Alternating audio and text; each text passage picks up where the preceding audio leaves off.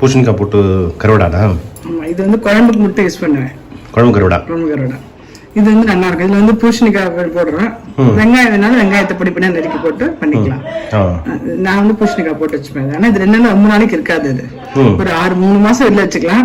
ஒரு 6 மாசம் வந்து நடுவில் வெயில் வைக்கணும். வெயில் இல்லைன்னா ஃப்ரிட்ஜ்ல ஃப்ரீசர்ல வைக்கணும். இது ஏன்னா இதுல வந்து பருப்பு எல்லாம் ஜாஸ்தி கொஞ்சம் ஆட் பண்றோம். ஏன் பருப்பு அப்படின்னா இந்த பூசணிக்காய் பண்ணா கொஞ்சம் அப்படியே கடுத்து நடுக்குன்னு இருக்கும் சாப்பிடும் போது. அவாய்ட் பண்றதுக்காக பருப்பு போடுறது. அது வந்து சாம்பாருக்கு வத்த குழம்புக்கு யூஸ் பண்ணிக்கலாம். ஏன்னா பூசணிக்காய் போடுறதுனால நான் வந்து கூட்டுக்கு போட மாட்டேன். போட்டாலும் தப்பு இல்ல, போடுறது இல்ல. இது வந்து வெறும் சாம்பார் வத்த குழம்புக்கு யூஸ் பண்ற கருவாடா. காய்கறி எல்லாம் ஒண்ணும் இல்லாத அன்னைக்கு இதை போட்டுலாம் வெறுமே வறுத்து சாப்பிடலாம். மோர்ஞ்சாத்துக்கு வெறும் வறுத்துட்டு சாப்பிடலாம். இதுக்கு என்ன அளவுன்னா கடலைப்பருப்பும் பைத்தம்பருப்பு எடுத்துட்டு இருக்கேன். 1/2 அழகு கடலைப்பருப்பு, 1/2 அழகு பைத்தம்பருப்பு. அதே மாதிரி காராமணி வந்து 1க்கு கொஞ்சம் கம்மியா எடுத்துட்டு இருக்கேன். டோட்டலா 2 சேர்த்தா 2 அழகு. இது 2 இல்லையா, இது 4. உளுத்தம்பருப்பு வந்து 4 போட்டிருக்கேன். இது வந்து இதெல்லாம் நைட்டே ஊற வச்சுட்டேன். ஆமா, இது வந்து 2 hours ஆச்சு காத்தால ஊற வச்சது. அதுக்கு எவ்வளவு தேவையான அளவுக்கு மிளகாய், அப்புறம் கொஞ்சம் பெருங்காயம், கருவேப்பிலை, உப்பு இதெல்லாம் அரைச்சுட்டு இது என்ன பண்ணணும், சீச்சுட்டு நல்லா சீச்சுட்டு அந்த ஜலம் வரும். அந்த ஜலத்தை இதுலயே விட்டுலாம் அரைக்கும் போது இந்த சீச்சுன்றது லாஸ்ட்ல கலந்துட்டு உருட்டி வைக்க வேண்டியதான். இது ரொம்ப நல்லா இருக்கும். கிரைண்டர்ல போட்டுக்கிறேன். ஃபர்ஸ்ட் உளுத்தம்பருப்பு போட்டுக்கிறேன். இதுவும் காய வைக்கணும் இல்ல? வெயில்ல ஒரு 3 நாள் காயணும் இல்ல? 3 நாள் நல்லா வெயில் இருந்தா 3 நாள் போடுறோம். 4 நாள் காய வச்சு நடுவில் வச்சு அப்பப்போ வெயில் வச்சு எடுத்தோம்னா ஒன்னாகாது. 1 வருஷம் வச்சுக்கலாம்.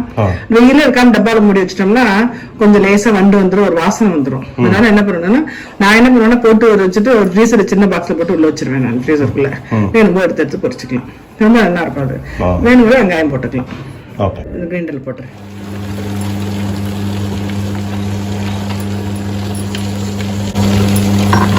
பருப்பு காராமணி எல்லாத்தையும் ஒண்ணா போடுறேன். இது சீச்சுன்றது கொஞ்சம் ஜலம் விட்டுருக்கும், பரவாயில்ல, அப்படியே போட்டா ஒன்றாகாது.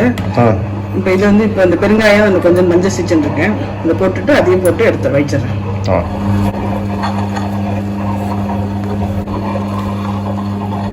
அரைச்சிட்டேன். கொஞ்சம் தண்ணியா இருக்கு. இல்ல இது என்னன்னா அந்த மிளகா மசியாம இருக்கிறதுலாம் திருப்பி லாஸ்ட்ல போட்டு வச்சுட்டு கொஞ்சம் ஜலம் விட்டுருக்கேன். அதனால கலந்து வைக்கும்போது கரெக்டா இருக்கும். ஏன்னா ரொம்ப கெட்டியா அரைச்சோம்னா என்ன ஆகும்னா வச்சுட்டு எடுக்கும்போது கடுப்பு கொஞ்சம் மாதிரி செமி லிக்விட், ரொம்ப ஜலமா இருக்கக்கூடாது. வைக்கிற அளவுக்கு வந்து வச்சோம்னா டேஸ்ட் நல்லா இருக்கும். இப்ப கொஞ்சம் மேல கொண்டு போய் வச்சிடுறேன்.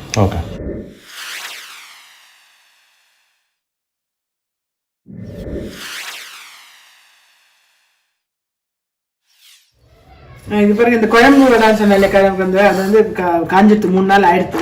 உள்ள எடுத்து வைக்க போறேன்.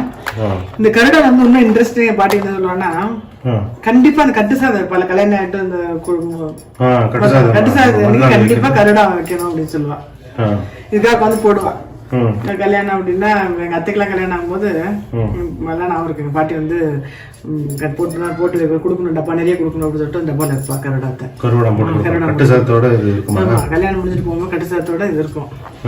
ஆனா இந்த பூசணிக்காயில இருந்து ஆட் பண்ணிருக்கோம் நம்ம எல்லாரும். நிறைய பேர் வந்து வெங்காயம் எப்படி ஆட் பண்றது மம்மின்னு கேக்குறேன். இப்ப இந்த பூசணிக்காய் ஆட் பண்ற மாதிரி வெங்காயத்தை ஆட் பண்ணி இதே மாதிரி பண்ணலாம். இது வந்து வத்த குழம்பு சாம்பாருக்கு நம்ம வந்து யூஸ் பண்றது. நான் இன்னொரு வீடியோ நிறைய பேர் கேட்கறாரு, இன்னொரு வீடியோவோ இந்த மாதிரி வத்த குழம்பு இல்ல சாம்பார் வச்சு காமிச்சிட்டு ஒரு கூட்டை பண்ணி காமிக்கிறேன். திக்னஸ்க்காக கொஞ்சம் கடலைப்பருப்பு போட்டிருந்தேன் நான். ஏன்னா பூசணிக்காய் போட்டா என்ன ஆயிடும்னா கொஞ்சம் ரஃப் ஆயிடும்.